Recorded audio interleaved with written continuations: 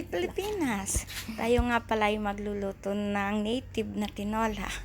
Ganito lang po ang aming mga recipe sa aming probinsya. Ito lang, simple lang. Bali luya, tapos lagyan lang ng sibuyas, tapos halo-haluin. Ayan lang po haluin. Bali nga pala, napalambot ko na po yan.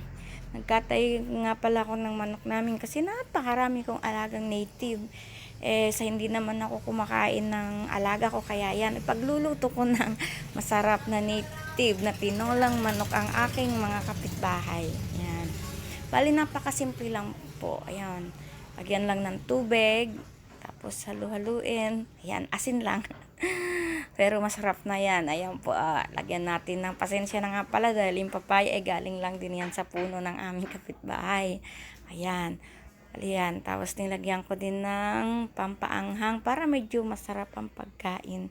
Ganaganahan man lang, o di ba? Simpleng ulam lang, simpleng salo-salo ng aking kapitbahay. At least napasaya ko sila, oh. Dahil napakarami kong tanim na malonggay, ayan po, oh.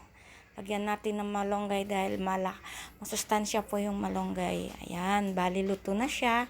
Yan, ready to eat na. Ano ko po, ang diet ay mawawala.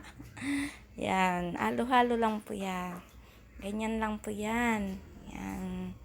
Yan, dahil yan, simpleng-simpleng tinolang native na manok lang yan.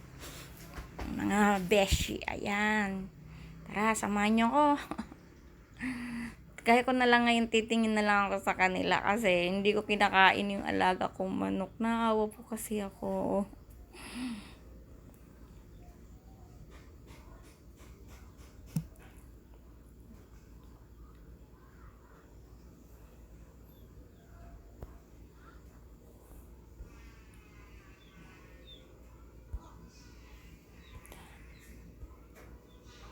Ba tayo